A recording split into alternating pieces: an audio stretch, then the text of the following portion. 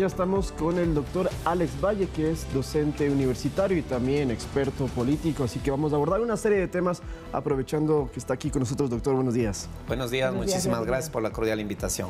Bueno, se ha pedido mediante decreto presidencial, que lo hizo el presidente Daniel Noboa, que desde el lado de las Fuerzas Armadas, el Ministerio de Defensa, el Ministerio del Interior, elaboren un manual del uso legítimo de la fuerza. Pero primero quisiéramos entender, porque hay diferencias, conversábamos fuera del micrófono, entre el uso legítimo y el uso progresivo de la fuerza. ¿Es distinto eso, doctor?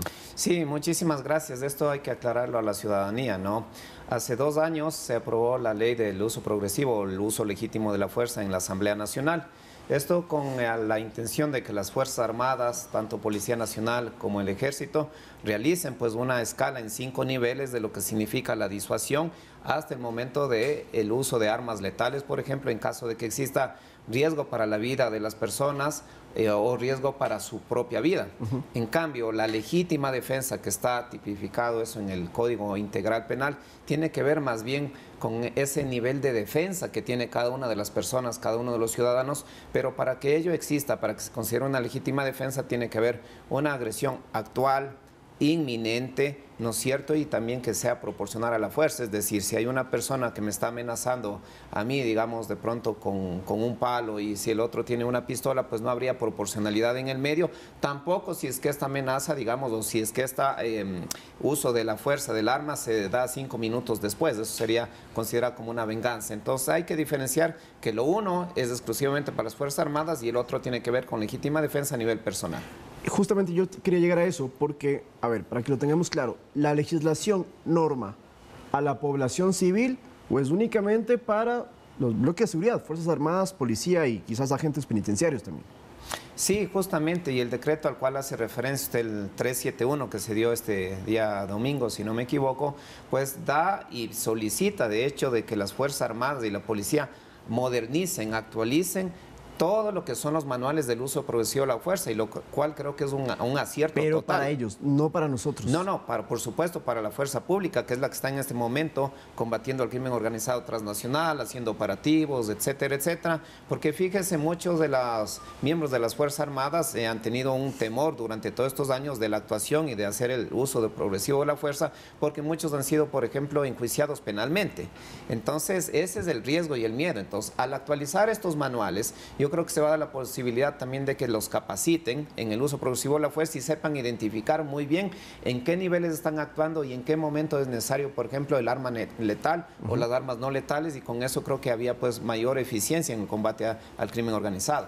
Y estos últimos días hemos estado hablando precisamente de este tema y de la defensa propia a propósito de un caso que se presentó de un joven con un nivel de discapacidad también, que reaccionó, según él y su familia y ciertas autoridades también, en defensa propia. Ahí, ¿cómo fue? Podríamos analizar ese caso porque había un arma de por medio y lo que hizo fue arrollar a los delincuentes. ¿Cómo se podía tipificar esa acción? Claro, ahí habría que analizar los elementos que mencioné, es decir, si a mí me están apuntando, ¿no es cierto?, aunque esté en un vehículo, directamente al frente, con armas de fuego, es evidente que la amenaza es actual, es evidente que hay un arma que está poniendo en riesgo mi vida, y claro, yo qué opción la tengo en ese momento, pues evidentemente de usar pues los medios que tenga al alcance para la defensa de mi vida, ¿no? Otra cosa habría que ver en el caso concreto, en los hechos que analiza el juez, que si de pronto no había esa amenaza, es decir, ya guardó el arma, estaba sin el arma y se da el atropellamiento, pues eso ya no constituiría el uso legítimo, ¿no es cierto?, de la defensa legítima, ¿no? Sino que tiene que ser actual, es decir, en ese momento tiene que producirse, ¿no? Exactamente. Claro, cuando uno tiene riesgo a la vida, pues lo único que hace en ese momento es ver con qué medios me defiendo, y uno en ese momento no tiene intención más allá, sino que de salvar su vida. Pues. Es decir, no tiene la intención de causar daño a alguien, ni en la vida ni en la integridad de la persona. Entonces esa es como la esencia, digamos, de la legítima defensa. Pero entendemos que quizás el mensaje de las autoridades y de la ley es no que la población nos defendamos de esa manera, sino dejar eso para la fuerza pública, evidentemente. Por supuesto, imagínense en el nivel de caos, un poco de anarquía que existiría, ¿no es cierto?, a nivel interno. Y por supuesto, en ese sentido, el Estado, la fuerza pública, la Policía Nacional tienen el deber, y yo creo que con este decreto 371 se va a fortalecer el accionar de la fuerza pública. En esta mejora del manual también se habla de el uso de las municiones letales, el uso de las municiones cinéticas. ¿Qué tipo de armas están contempladas? Entonces, ¿puede explicarnos un poco? Sí, mire, hay 5 niveles del uso progresivo de la fuerza, y los primeros 2 niveles son niveles de disuasión, es decir, inclusive la fuerza pública puede decir, hey, por favor, bajen las armas, por favor, ríndanse, etcétera, alto al fuego, etcétera, etcétera, ¿no? Pero ya desde el tercer nivel comienza un nivel de resistencia, ¿no? Es decir, ya la parte a quien se le ha pedido, se le ha solicitado, por ejemplo, ¿no?, una rendición, etcétera, ¿no?, más bien comienza a mostrar una resistencia de carácter físico. Y en ese momento, pues ya las Fuerzas Armadas o la policía pueden usar también, ¿no?, elementos de fuerza, todavía no letal. Pero ya al llegar al 5.º nivel, es decir, en el momento de que están usando las otras partes, armas de fuego o cualquier otra arma que amenace la vida y la integridad de la fuerza pública o de terceros, dice, porque obviamente su deber de cuidado es también con terceros, ¿no es cierto?, civiles que están involucrados ahí, puede hacer el uso de la fuerza, digamos, ya letal, no directamente temas de balas, pistolas, revólver, etcétera. Es decir, el uso que en ese momento puede ser proporcional también al salvaguardar la vida y la de terceros.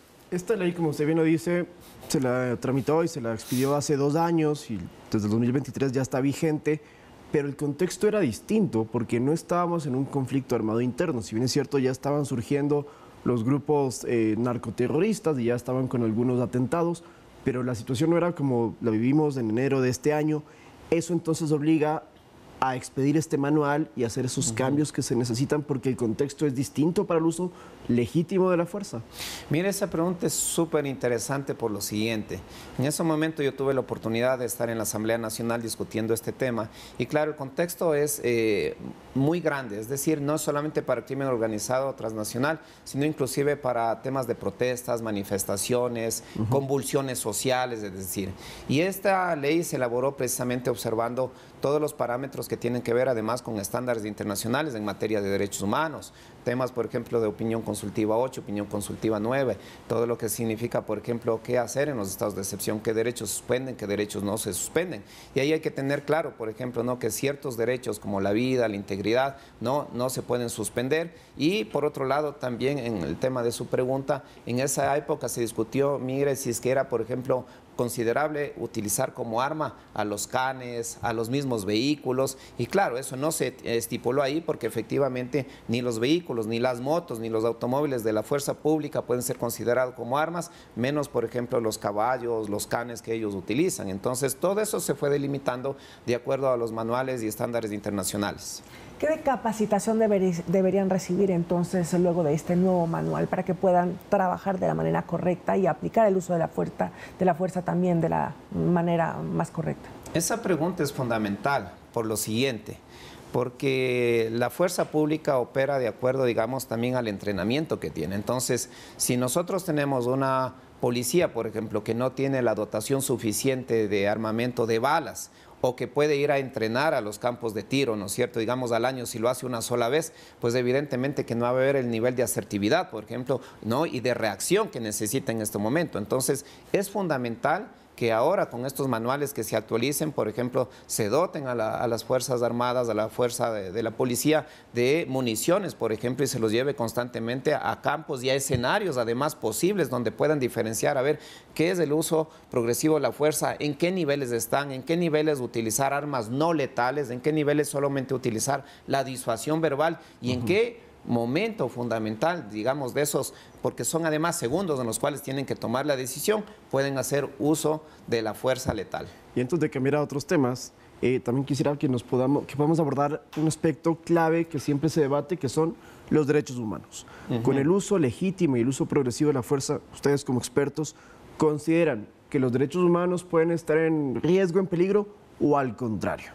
No, fíjese, yo creo que hay un prejuicio sobre el tema de los derechos humanos. A veces se ha vinculado solamente, primero, el derechos humanos solamente con el ámbito penal. Derechos humanos los vivimos a diario, ¿no es cierto? En el tema de trabajo, en la movilidad, todos los derechos que muchas veces no los tomamos ni en cuenta, libertad de expresión, de comunicación y demás. Pero en un segundo nivel, todos estos estándares, evidentemente que están dados del uso progresivo de la fuerza, están en el marco internacional de los derechos humanos. ¿Por qué? Porque los derechos humanos lo que pretenden es precautelar la vida de las personas, la integridad de las personas. Y la fuerza pública está dotado además de la competencia, de la legitimidad para defender la vida de los ciudadanos. Y si esto se lo hace acorde a los parámetros internacionales y constitucionales, pues no hay por qué temer. En ese sentido, vuelvo y repito, pues la fuerza pública, si actúa de acuerdo a los manuales y que estén en el parámetro constitucional, no tienen por qué temer, digamos, de algún tipo de represalia o de efecto a nivel penal. Doctor, es 7 de la mañana, 44 minutos, no queremos que se vaya sin hablar de otros temas preelectorales también. Estos 17 binomios son el reflejo de lo que está ocurriendo en la política ecuatoriana. Hemos visto que ya hay la presentación de estos 17 binomios. Sí, la verdad que hay una fragmentación tremenda, ¿no? 17 binomios, pero de los cuales en la práctica, en la realidad, solamente 2 binomios tendrían, digo, la posibilidad, ¿no? Creo que es importante, en cambio, ahí ver, por un lado, el tema de que es importante ser conocido, ¿no es cierto? Quizás de esos 17 solo 5 binomios o 6 pueden ser conocidos, pero más importante aún creo que es importante la credibilidad, la legitimidad. Es por eso que estamos viendo en las últimas encuestas, ¿no? Más o menos, que el presidente Noboa tiene como en 32, 35%, y la segunda candidata que le sigue es Luisa González con un 25, 26%, ¿no? Es una tendencia que se ha venido manteniendo en este último tiempo. Son 17 precandidatos, justamente como lo hemos mencionado. ¿Cuántos cree que usted finalmente van a inscribirse como candidatos? ¿Qué podemos esperar de ello?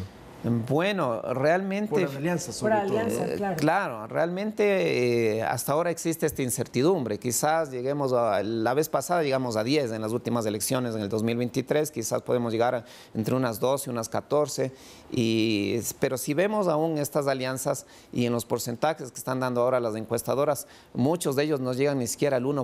Entonces realmente hay que preguntarse qué hay atrás de esto. Es decir, hay 94.5 millones de dólares que más o menos se calcula que se van a dar a los binomios, con un gasto de cada binomio de 5.4 millones de dólares, pero eso nos llama la atención, es decir, realmente se están lanzando por estar en el escenario político, por hacer algo, o realmente quieren los fondos. O por negocio. Exactamente. Lo que han denominado también, estábamos conversando el día de ayer en una entrevista con el ex consejero Camacho y analista electoral también, sobre que estos partidos podrían ser denominados como partidos de alquiler, realmente prestarse para por estas elecciones con los binomios, pero realmente a partir de recibir dinero.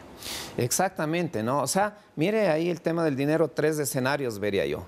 Uno, recibir los dineros para las campañas y no hacer uso completamente legítimo de ello, lo cual habría que investigar, más allá, digo, de la norma electoral en la cual dice que si no llegan al 4% tienen que devolver, ¿no?, el 50% de las elecciones. Segundo, yo creo que ahí la UAF, el SRI, las instituciones públicas tienen que estar detrás de dónde vienen ciertos dineros, porque podría darse también una especie de lavado, me atrevería yo a decir, no, si estamos viendo que en los últimos años se ha denunciado, ¿no es cierto?, que ha habido ciertos aportes, ¿no?, de carácter ilegítimo. Entonces, ¿qué hay detrás de esas intenciones, no? Y luego, por supuesto, lo que usted decía, ¿no?, se sabe, digo, puertas de atrás, por debajo de la mesa, que dicen, oiga, yo le alquilo a este partido, cuesta tanto, tantas candidaturas cuestan tanto de aquí, lo cual me parece una barbaridad y totalmente un desprestigio para lo que significaría el tema de partidos políticos en el país. Entonces yo creo que todo eso habría que analizar de cara a quizás a las próximas elecciones para ir depurando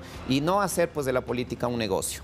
Muchísimas gracias, doctor, por habernos acompañado en esta mañana. Muchísimas gracias a ustedes y muy buen día. Por cierto, tercer analista que nos menciona estas sospechas de que el lavado de activos podría también tener algunos tentáculos en las elecciones. Gracias, el doctor Alex Valle, académico y analista político. Con esto ya le damos paso a nuestra compañera Sofía Vintimilla con más información. Sofía, adelante.